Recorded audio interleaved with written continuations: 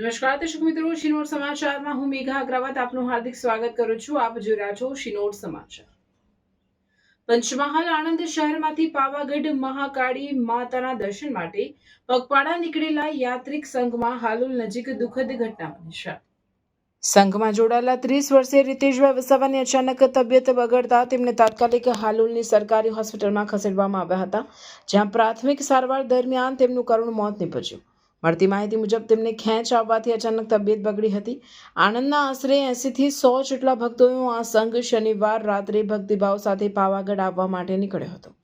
2 દિવસની યાત્રા બાદ સોમવારે સવારે સંઘ હાલોલ પહોંચી આગળ વધતો હતો, ત્યારે હાલોલ શાક માર્કેટમાં આ ઘટના બની હતી. યાત્રિકના અચાનક અવસાનથી સમગ્ર સંઘમાં શોકનો માહોલ છવાઈ ગયો હતો.